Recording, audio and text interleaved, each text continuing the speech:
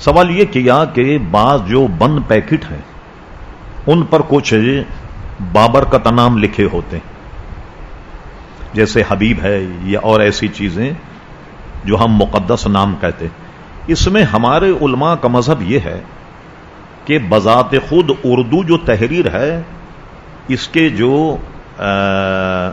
حروف ہیں یہ بھی ہمارے نزدیک مقدس، اس لیے کہ پورے قرآن مجید فرقان حمید بھی تو انہی حروف سے لکھا گیا، لہذا ان تمام حروف جو ہیں وہ بھی ہمارے لیے قابل تعظیم اور قابل گویا ہمارے نزدیک باعث برکت۔ آپ نے اچھا سوال پوچھا۔ ہم یہ سمجھتے ہیں کہ مسلمانوں کی تباہی کا ایک سبب یہ بھی، آپ جائیں کچروں میں کتنے کتنے مقدس نام آپ کو نظر آئیں گے۔ ایک ہمارا ادارہ ہے اس پہ جس کا مان الفرقان، وہ کیا کرتے ہیں، ظاہر وہ ایک ادارہ ہے، دنیا بھر سے اکٹھا نہیں ہو سکتا۔ وہ کیا کرتے ہیں کہ پورے پاکستان تو بہت بڑی بات ہے، کراچی میں یہ سب جمع کرتے ہیں، ضعیف اوراق جیسے سپارے پھٹ جائیں کچھ ہو جائے، یہاں بھی لوگ جیسے لا کے ڈال دیں، اس سب کو جمع کرتے ہیں۔ اس کو جمع کرنے کے بعد میں کہتا ہوں ان کو حاجی بابو کہتے ہیں، ہمارے نمازی ہیں وہ، اور ان کا نام حاجی قاسم۔ آپ کو تعجب ہوگا، اللہ تعالیٰ جس کو توفیق دے اپنا پورا کاروبار چھوڑ کر وہ کام یہی کر، پوری کراچی سے اوراق کو لے کر کے وہ جمع کرتے ہیں۔ کراچی بلدیہ نے رن چھوڑ لائن میں ایک بہت بڑا گودام ان کو دے دیا یہ سارا جمع کرنے کے لیے۔ پھر اس کو جمع کرنے کے بعد کیا کرتے ہیں کہ تھیلیوں میں سے بھرتے ہیں، تھیلیوں میں بھرنے کے بعد اس میں پتھر بھی رکھتے ہیں۔ پتھر ڈالنے کے بعد میں کراچی پورٹ ٹرسٹ نے 15 دن میں ان کو ایک جہاز دیا، اپنا جو ان کا جہاز ہوتا کراچی پورٹ ٹرسٹ کا جو بڑے جہازوں کو دھکے پر لانے کے لیے استعمال ہوتا، وہ جہاز انہیں دیا جاتا۔ یہ 15 دن میں یا مہینے میں پورا جہاز بھر کر کے جاتا ہے، اور جانے کے بعد میں 20-25 میل اندر سمندر میں جا کر اس کو ڈبوتے ہیں۔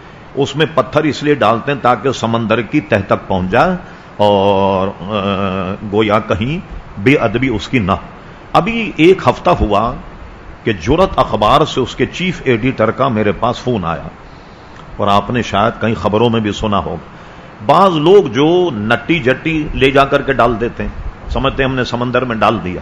اب یہ بہنے کے بعد اس کی لہریں جب آتی ہیں تو جو لڑکے سمندر میں نہاتے ہیں تو اس نے مجھے فون کیا کہ ان کی بوریاں یہاں تک بہ کے آ گئیں اور تو لوگ تو اس پہ بیٹھے ہوئے ہیں نہا رہے ہیں، اور ان لوگوں نے وہاں چھوڑ دیا۔ جب اس کو دیکھا گیا تو اس میں تو قرآنی اوراق، تو اس میں ذمہ داری چاہیے۔ اب یہ کام چند افراد کا نہیں، یہ کام پوری حکومت کا، کہ اس کا ادب اور احترام کریں، ورنہ مسلمانوں کی تباہی کا ایک سبب یہ بھی آپ نے دیکھا، جنگ اخبار میں ایک آیت کا ترجمہ دیا جاتا، اس کے ساتھ یہ بھی لکھ دیا جاتا کہ یہ آپ کی معلومات کے لیے ترجمہ دیا گیا اور آپ کا کام یہ ہے کہ اس کا ادب کریں۔ مجھے بتائیے، آپ جتنے اخبار پڑھنے والے یہ سارے اخبار ردی پیپر والے کو بیچتے ہیں یا نہیں؟ اب اس کا حل کیا ہے؟ اب اس کا حل سنیے۔ تاج کمپنی نے اس کا حل یہ نکالا، غالباً ہب چوکی میں یا لاہور میں، بلکہ تاج کمپنی اسی میں تباہ ہوئی۔ ایک انہوں نے بہت بڑا فیکٹری اور کارخانہ بنایا۔ ان کا نقطہ نظر یہ تھا کہ یہ سارے جو کاغذات قرآنی اوراق ہیں یہ جمع کرنے کے بعد میں وہاں جائیں، تو انہوں نے کوئی ایسے کیمیکل بھی دریافت کیے کہ اس کو کنویں میں ڈال دیا جائے اور کیمیکل کے ذریعے سے اس کو ساری سیاہی کو دھو دیا جائے۔ سیاہی دھونے کے بعد میں جو اس کا ملبہ بچے اس ملبے سے گتا بنایا جائے، جو قرآن مجید فرقان حمید پر جو گتا لگتا یہ ظاہر ہے کہ باہر سے آتا، یا یہاں بنتا بھی ہے تو اتنا کم نہیں ہوتا کہ خود کفیل ہو، تو اس سے گتا بنایا جائے۔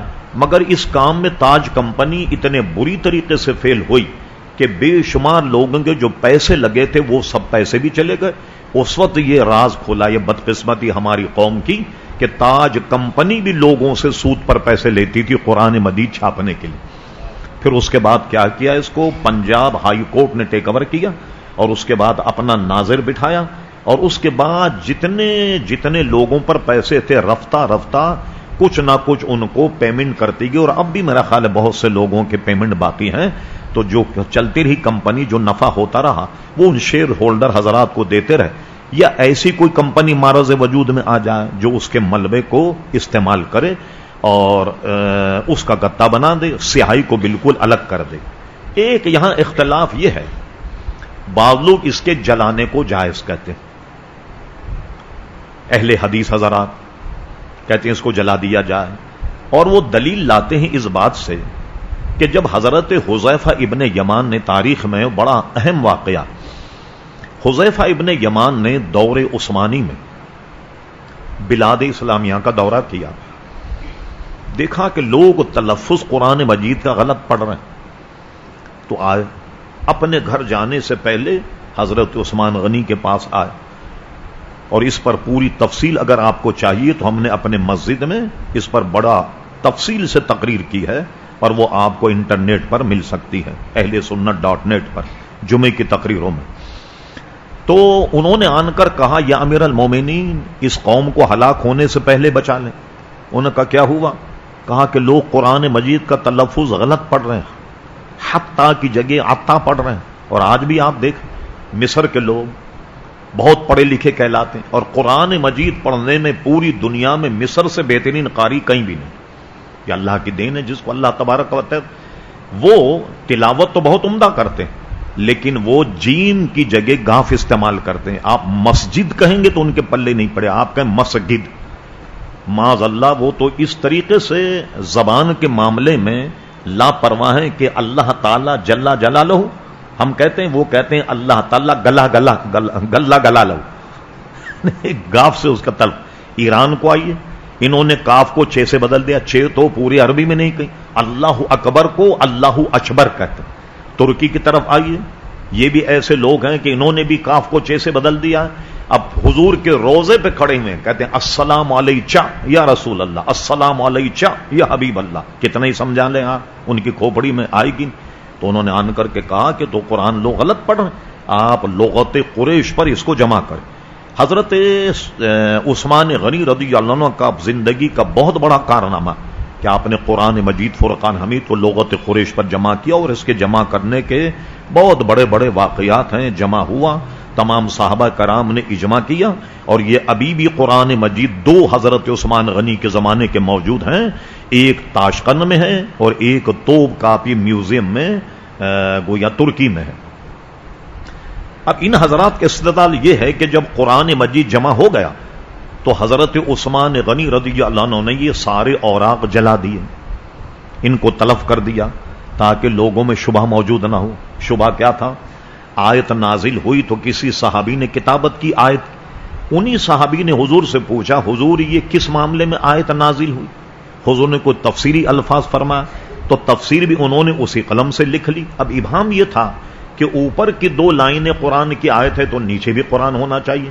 یہ شبہ کی وجہ سے بکری کے شانے، درخت کے پتے، جس پر بھی لکھنے کا کام لیا جا سکتا، حضرت عثمان غنی نے اس کو تلف کر دیا۔ کا اسی طرح ہم بھی جلا دیں، جو قرآن مجید سے پارے جو ضعیف ہو جائیں اس کو ہم جلا دیں۔ مگر اس بحث کو حضرت علامہ ملا علی قاری رحمت اللہ علیہ نے، علامہ ابو الفضل قاضی ایاز رحمت اللہ علیہ کی کتاب الشفا کے گویا شرح میں اس کو نقل کیا کہ حضرت عثمان غنی نے اوراق قرآن نہیں جلائے، یہ دیسی سیاہی ہوتی تھی، جو پانی گرے تو نکل جاتی، دیسی سیاہی ہوتی تھی۔ تو حضرت عثمان غنی نے جب کسی ایسے مسودے کو طلب کیا، پہلے اس کو پانی سے دھویا، تو دھونے کے بعد اس کی ساری سیاہی عبارت جو ہے وہ مٹ گئی۔ اب مٹنے کے بعد جو باقی ملبہ رہا اس کو جلا دیا، قرآن مجید نہیں جلایا، بلکہ اس کو دھونے کے بعد میں جو اس کے اوراق، جو اس کے آثار ہے، اس کو جلایا۔ اس لیے ہمارے یہاں قرآن مجید یا مقدس اوراق کو جلانا جائز نہیں، یا تو قبرستان میں دفن کر دیا جائے اور یا دریا برد کر دیا جائے۔ قبرستان میں بھی ایسی جگہ کہ جہاں کسی کا پیر نہ پڑے، اس لیے کہ وہ بعد میں خاک ہو جائے گا، سمندر میں ڈالیں سمندر کی تہ تک وہ چلا جائے گا۔ لیکن بہرحال ہم آپ کو چاہیے کہ ایسے مقدس اوراق اور قرآن مجید فرقان حمید جہاں یہ سلسلہ ہے، یہ آپ جو ہے اس کو بڑے ادب اور احترام کے ساتھ رکھیں، ورنہ ظاہر ہے کہ ہماری قوم کی تباہی کا ایک سبب ہمارے نزدیک یہ بھی ہو سکتا ہے۔ اللہ تعالیٰ فضل فرمائے۔ میں نے بہت تفصیلی جواب آپ کو دے دیا۔ جی صاحب آپ